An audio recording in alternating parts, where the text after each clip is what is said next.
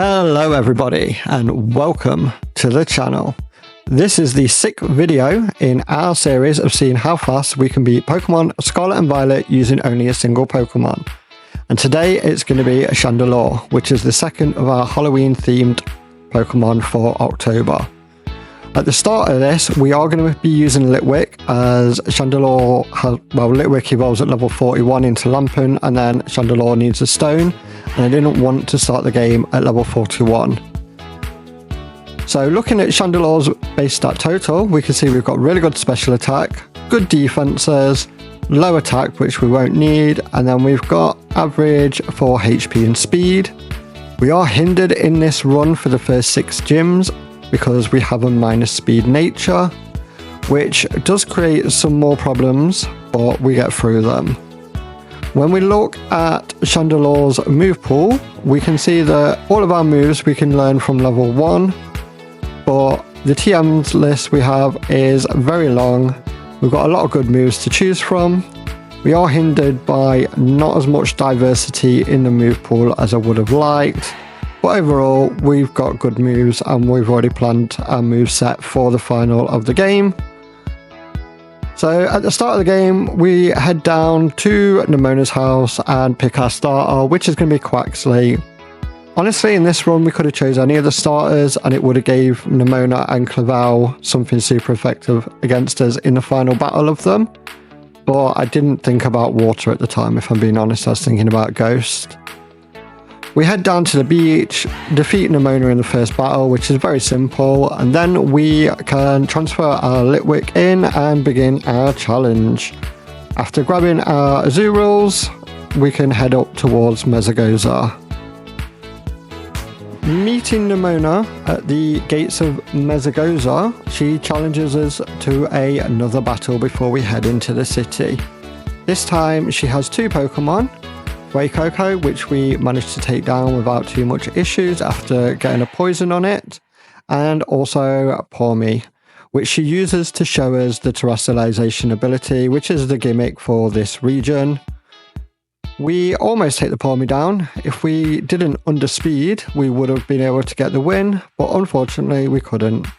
Luckily, losing here doesn't hinder us, and we get to go through and carry on with the tutorial. After doing all the stuff at school and being able to head out into the world to explore freely, we have a time of 1 hour and 1 minute. Our first gym leader that we take on is Katie. We are at level 15 with a time of 1 hour 15 minutes. We start the battle off by terrestrializing against her Nimble. We have the fire terrestrialization, so it boosts our fire moves, and we're also holding the charcoal item. Nimble hits us with a struggle bug as we take it down with a single ember. Next up is Tarantula, which we take an assurance from before almost getting the knockout with ember, taking another assurance before it falls to a second ember. Katie's ace Pokemon is Teddiursa, which she terrestrializes to the bug type. Hits us with a Fury Swipes on the first turn, taking us low, and we hit Ember, taking it just below half. On the next turn, it misses a Fury Cutter, and we can finish it off with an Ember, giving us our first gym badge of the run. After Katie, we head over to Brassius, and we've had a reset here because I thought it was going to be easier to beat than it was, and we were at level 20 when we reset. We're now at level 24 with a time of 1 hour 47 minutes after leveling up a bit. Brassius leads with Petlil, and we terrestrialize and go for Ember, taking it out in a single hit. Smoliv is sent in second, which we do the same thing again, so it falls to a single Ember. Sudowoodo is Brassius's ace Pokemon, and it terrestrializes to the grass type, but it still has rock moves which hit us for good damage. We are still outsped by Sudowoodo at this point, but our Ember does a lot of damage and burns after taking quite good damage from the Rock Throw. And the next turn, Rock Throw isn't enough to take me out, and Sudowoodo falls to a final Ember. After Brassius, we head on over to Cloth, and we've got a time of 1 hour 55 minutes, and we're at level 24, still holding the charcoal item. I didn't keep the first phase of this video because it just kept going for fighting moves and we burnt it and used Hex to take it out in 2 turns. It wasn't anything to it. In this one, Claw starts the fight off by attacking shoulder as we go for a Hex, which does about a quarter. On the next turn, we burn it with Will-O-Wisp as it goes for another Rock Tomb into shoulder, and shoulder goes for Water Gun. On the third turn, we go for Hex, which does big damage now that it's burnt, and it hits us with a Rock Tomb before shoulder goes for Life Dew. And on the final turn, shoulder goes for Ice Shard, which finishes the job off and gives us our first Titan victory, allowing us to run faster. We go for Bombardier for our next challenge, and we're at level 25 with a time of 2 hours, 9 minutes, and still holding the charcoal item. Arven joins us again, this time he's bringing Nacli with him. And we start phase 2 off by using our only in-battle heal throughout the whole of the game, as there is no break between phase 1 and phase 2. We get hit by Torment or after healing, and Nacli goes for Smackdown. On the next turn, we Terrestrialize and go for Ember, as Bombardier goes for Pluck into us, which causes it to get burnt from the Flame Body ability, and Nacli, as always, goes for Rock Polish. On the next turn, as we can't go for Ember again, we have to go for a Hex, and we almost finish it off before taking damage again. And then on the final turn, we are able to finish off Bombardier with another Ember, giving us our second Titan and meaning we can cross water now. Up next, we are over to Earthworm. I decided to do this as we still had the type advantage and I thought it would be easy. It was. Steel against fire is not a challenge.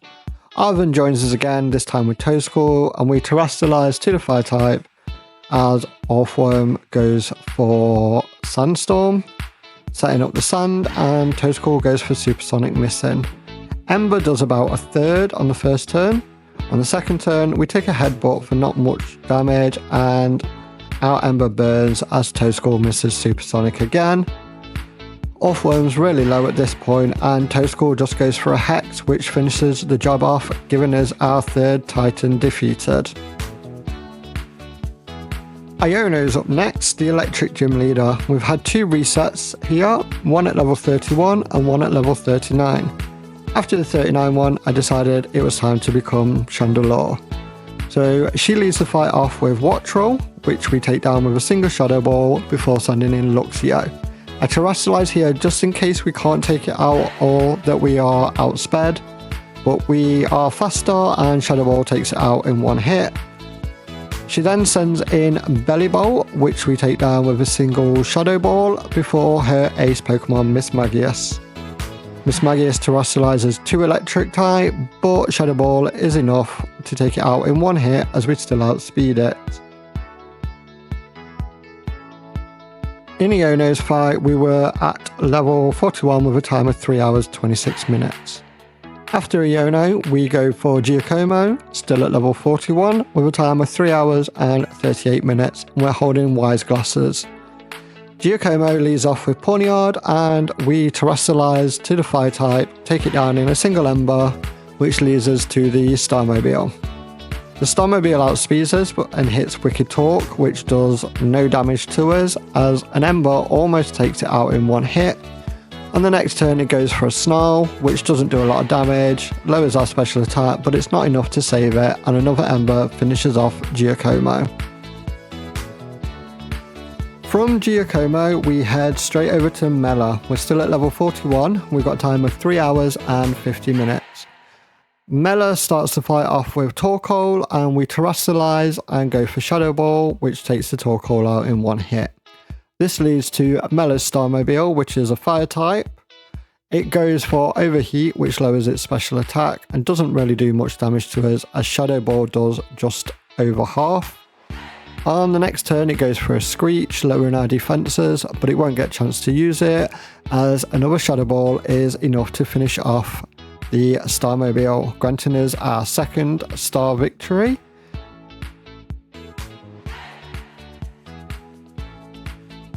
We are over to Larry next as our halfway point of the badge collection. We've had a reset here as we weren't holding a berry on the first run and Kamala survived Flamethrower. So on this one we are holding a Peter berry as it likes to go for Yawn. And we terrestrialize to the fire type and go for Flamethrower. It's a range and we get the KO and Larry sends in the Dunsparce. The Dunsparce survives the Flamethrower and hits us with a glare, paralysing us before hitting us with Drill Run for a decent amount of damage and then going down. Larry's ace Pokemon is Staraptor, which comes out last and terrestrializes to the normal type. It goes for Facade, which does good damage but also gets burnt because of our Flame Body ability, before we luckily don't get paralysed and hit the Flamethrower, taking it out in a single hit.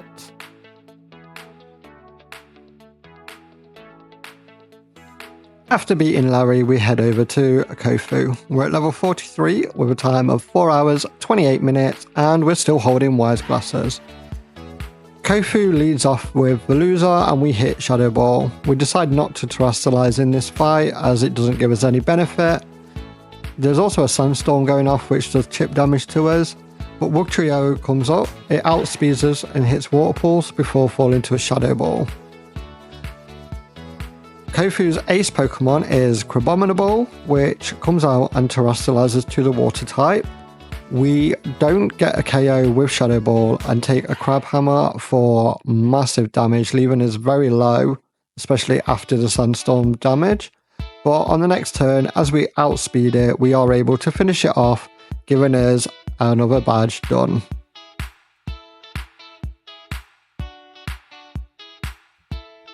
Our 6th gym leader is Rhyme, the Ghost Specialist, and the only double battle mandatory section of the game, so we're joined by our Splashing Azurill for this fight.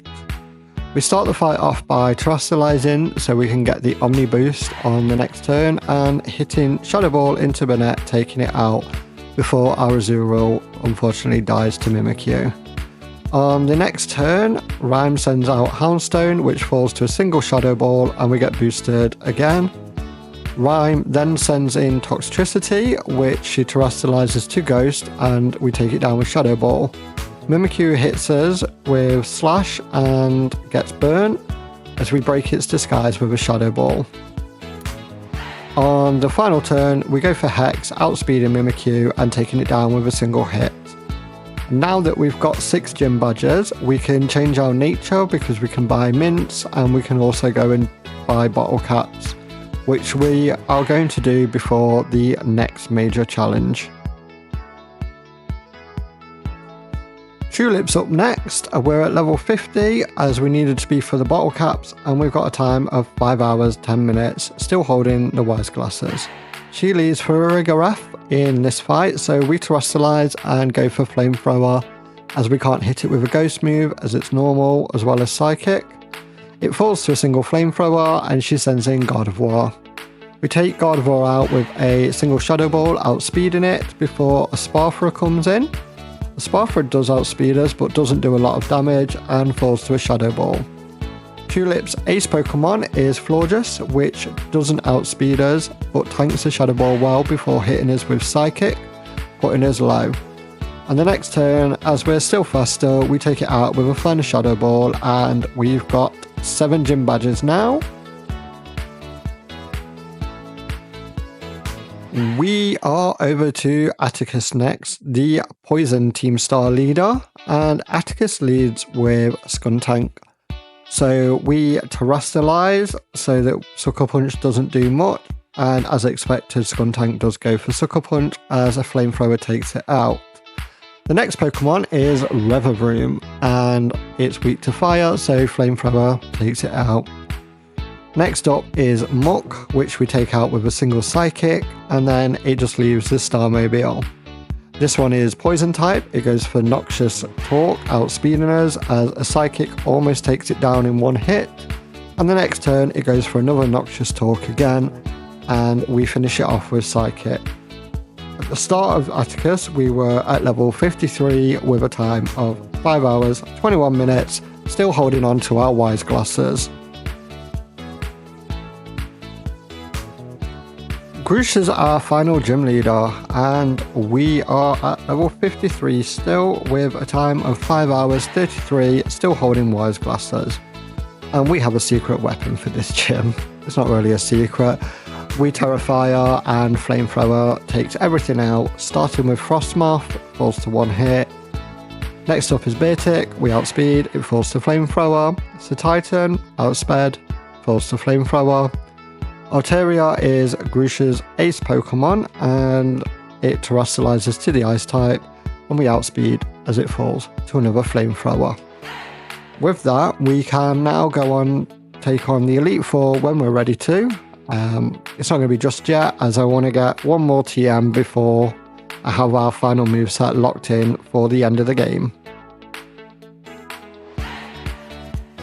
We go over to the Team Star Fairy type leader, Ortega, next, and we've had 2 resets against Ortega here. Once because Azumarill went for Aqua Tail then Aqua Jet, and once because I didn't know that Darkspawn had Crunch. Ortega leads the fight off with Azumarill, and we go for Shadow Ball as it goes for Charm. On the next turn we Terrestrialize to bring out Wigglytuff instead of Darkspawn, and hit a Shadow Ball, finishing the Azumarill off. Wigglytuff is up next, and it falls to a single Flamethrower before Darkspawn comes in. We hit Shadow Ball, almost taking it out as it goes for Crunch, and we finish it off with another Shadow Ball on the next turn. All that's left is the Team Star Mobile, which goes for Steel Roller on the first turn, doing very little damage as we go for Flamethrower, doing just over half. On the next turn, it uses Confuse Ray, and luckily we don't hit ourselves in confusion, take it out. Honestly, in terms of Ortega, I was a little bit stubborn in doing this next because I wanted the TM for Energy Ball, which is in the Team Star base. There's no other way to get it. But I could have done Great Tusk next very easily and save myself a little bit of time probably. We are up against Great Tusk now. The first phase was a single Psychic, and the second phase Arven joins us with Scovillain this time. We're at level 56 with a time of 6 hours 9 minutes. We hit a Psychic which almost takes it out in 1 hit, as Scovillain gets hit with Brick Break before hitting Scary Face. On the next turn, as we now outspeed, another Psychic is enough to finish the job, and that gives us the Glide ability, so we can glide on over to Dondozo and Tatsugiri.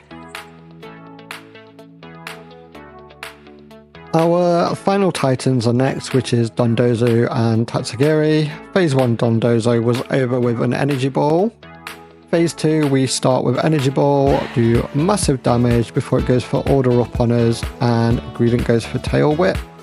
On the next turn, we outspeed, and another Energy Ball finishes it off. This leads to Tatsugiri, who is considerably more defensively bulky in this fight than Dondozo. So, as we don't have any fairy moves, we can't learn any, we go for Shadow Ball. It does a little bit of damage, but not too much, as we get hit with Dragon Pulse doing a lot of damage to us, and Greedent, as usual, goes for Takedown. On the next turn, we hit with Shadow Ball again, and Tatsugiri goes for Icy Wind, which lowers our speed but doesn't do a lot of damage, and Greedent goes for Takedown. We then get hit by Taunt afterwards, and Shadow Ball almost takes it down as Greedent goes for Tail Whip. Tatsugiri then taunts Greedent, and Shadow Ball finishes it off, meaning that we've beaten all of the Titan Pokemon now, and only one Team Star base left before we can go and do the final challenges. Our final Team Star base is Eri, the Fighting type specialist, and we are at level 59 with a time of 6 hours 36 minutes. We're using the Wise Glasses still. Eri leads off with Toxicroak, which has Sucker Punch, so we Terrestrialize expecting it and go for Psychic.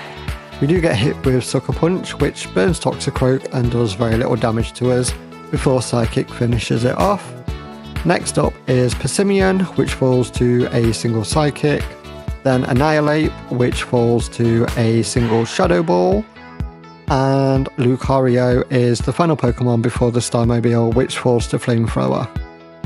The Starmobile comes in, we do actually outspeed it, which surprises me, but we hit Psychic doing over half damage as it goes for Shift Gear.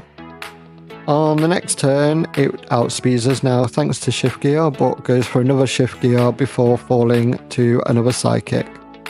With that, we have got all 18 of the badges and can go and finish any of the quests off in whatever order we want. We're over to the Elite Four now, and starting off with Rika. We've had 4 resets against Rika due to Dugtrio and Camerupt, but Rika leads with Whiscash, which falls to a single Energy Ball.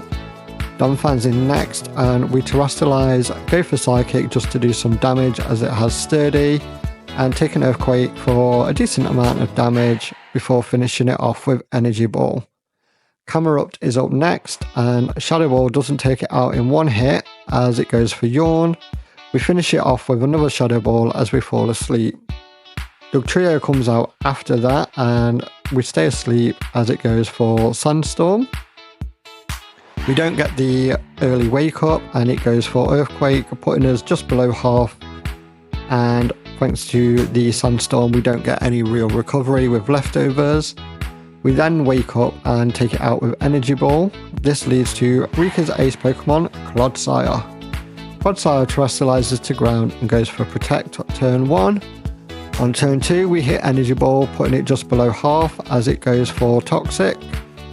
On the next turn it protects again to try and whittle us down, but now the Sandstorm has ended, we do get a little bit of recovery before taking the toxic damage. On the final turn we are able to finish it off with Energy Ball, and that's the first of the Elite Four down.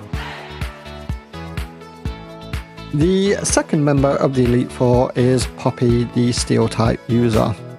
Poppy leads with Copperaja, and Flamethrower takes it out. Bronzong is in second, and Shadow Ball takes it out. After that is Corviknight, and Flamethrower takes out Corviknight. Magnezone is after that, and Flamethrower can't take it out because it has Sturdy. Goes for Light Screen before falling to Flamethrower on the second turn. Poppy's ace is Tinkaton, and we haven't Terastallized because I'm pretty sure it has Brick Break, which could do a lot of damage to us. We go for Flamethrower, doing just over half because of the Light Screen, and then Tinkaton goes for Stone Edge, which does a good amount of damage but not enough to put us below half. And on the final turn we still outspeed and finish it off with a final Flamethrower. The third member of the Elite Four is Larry. That's right, he's back again, and he leads Tropius, being a flying type user this time. We hit Flamethrower, which takes it out. Next up is Staraptor, which we take out with Flamethrower, outspeeding it. Then it is Altaria.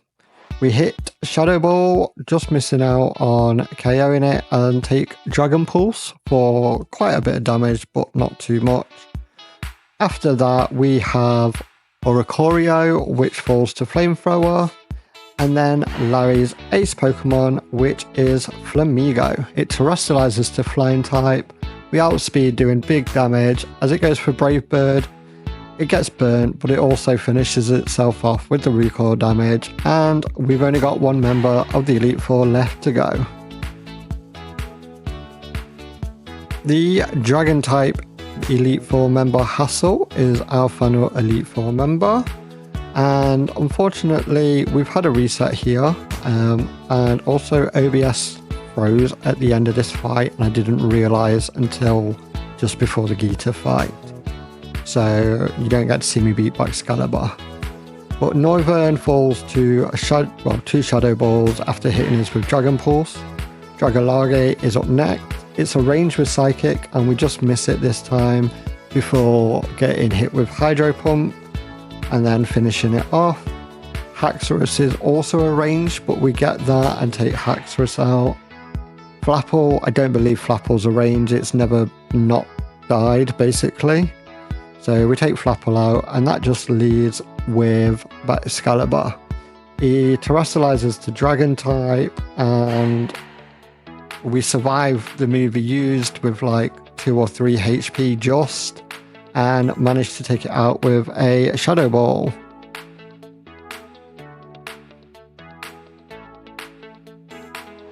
We're up next with Champion Geeta, and we are at level 67 with a time of 7 hours 29 minutes and holding leftovers. Geeta leads a Sparfra, which falls to Shadow Ball. Next up is Avalugg, which falls to Flamethrower. Kingambit falls to Flamethrower. Veluza falls to Shadow Ball. Go-Go falls to Flamethrower. And then hits her ace Glimmora, which terrestrializes to a Rock type.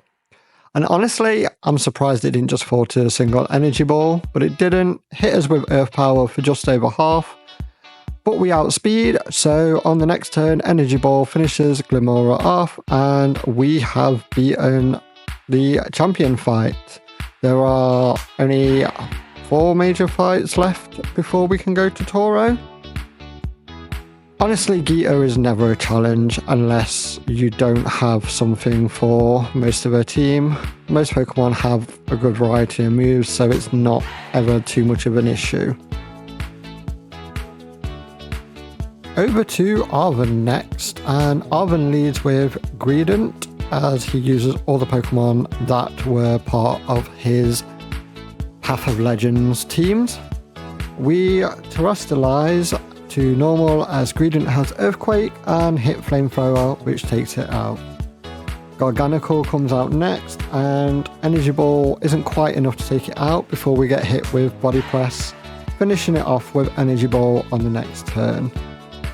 Toedscool comes up after, and Flamethrower is enough to take that out. Afterwards is Scavillain. I'm not sure if Flamethrower would be enough with it being neutral, so we go for Shadow Ball, which does take it out. Cloyster comes in, and Ice doesn't resist Grass, so Energy Ball takes it out. That just leaves Mabostiff, which we hit with Flamethrower after it terrestrializes to the Dark type. We don't quite take it out and take a crunch for a little bit of damage before it falls to a Flamethrower on the next turn. At the start of the Arven fight, we were at level 68 with a time of 7 hours and 38 minutes. After Arven, I originally tried Nemona, but Goodra was a bit of a wall for us to get past. So here we are at Clavel with 7 hours, 44 minutes and level 70, using leftovers still. Clavel leaves Rangaroo, which we hit with Flamethrower, and it goes for Yawn before we finish it off and then fall to sleep. Next up is Gyarados, and I know it's got Water, and I know it's also got Earthquake, so we terrestrialize, and turn 1 we're asleep as it goes for Aqua Tail, burning itself in the process. We stay asleep as it goes for Aqua Tail on the second turn. On the third turn, we wake up, hit Shadow Ball, not quite KOing it as it goes for another Aqua Tail before falling to a Shadow Ball. After that is a Bomber Snow, which a single Flamethrower is more than enough. And then Houndoom, and I realise I don't have anything for Dark types at this point. So we just go for Shadow Ball, it does over half, and we get hit with Fire Blast, putting us quite low. But we're still surviving. Another Shadow Ball finishes Houndoom off, and this leads to Poltergeist, which we hit with Shadow Ball, taking it out in one hit. Clavel's final Pokemon is Meowscarada. It terrestrializes to the Grass type, and we outspeed it and kill it with a Flamethrower.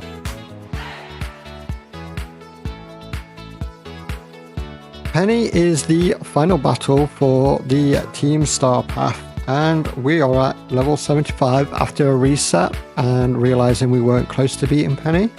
We're also at a time of 8 hours and 9 minutes, still holding our leftovers. Penny leads Umbreon, which goes for Baby Doll Eyes as we go for Flamethrower. We outspeed it and Flamethrower finishes it off. Vaporeon is next. We Terastallize just in case Energy Ball doesn't take it out, but it does. This leads to Flareon, which goes for Quick Attack as we go for Shadow Ball, and then goes for another Quick Attack as we finish it off. Jolteon's next, and Shadow Ball is enough to finish Jolteon off. Leafeon comes out after, which we can take out with a single Flamethrower, and this just leaves Penny's ace, Sylveon, which Terastallizes to the Fairy type as we hit Shadow Ball. It hits us with Moonblast as we hit another Shadow Ball and get hit with Moonblast. We're both very low on the red, but as we outspeed, one more Shadow Ball takes it out and ends the Team Star path, leaving us only the Nemona battle before we can go down to Area 0.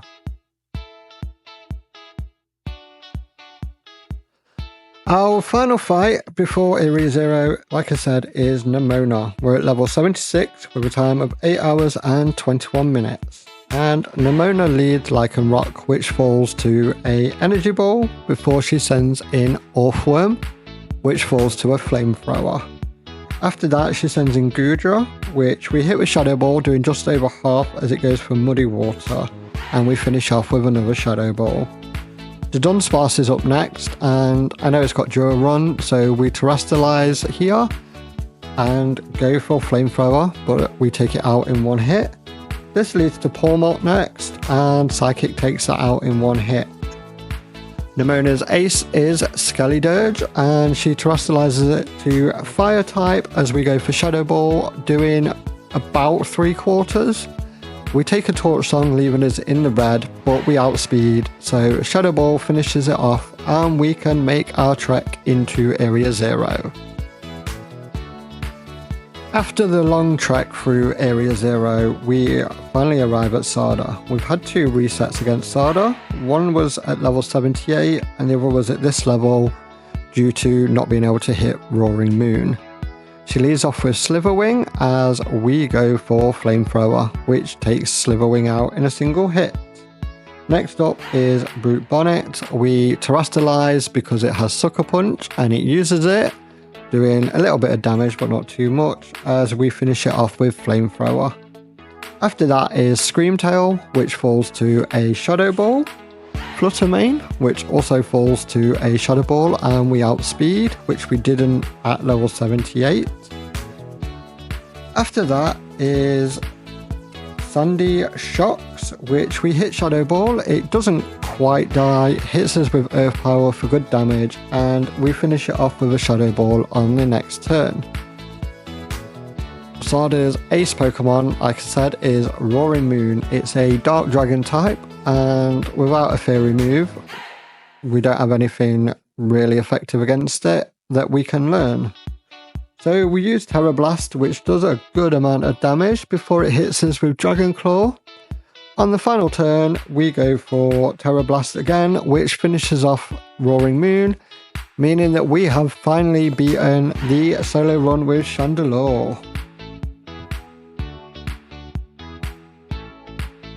As we come to the Battle of the Koraidons at the end of the game, Chandelure's been a lot of fun. It had the potential to be just as quick as Gengar, which would have made it the second, I think it still is the second quickest, but it would have made less of a gap between them if it could have just learned a Fairy move. But overall, it was definitely fun, and I would recommend Chandelure for someone who's starting out on these. At the end of the credits and everything, we had a time of 9 hours, 48 minutes with 16 total resets, which is one more than Gengar.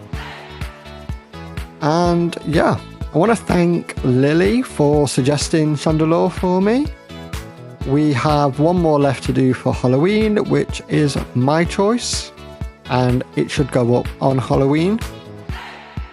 Also, if you've made it this far in the video, please feel free to like and subscribe. It really helps me with knowing that people enjoy these.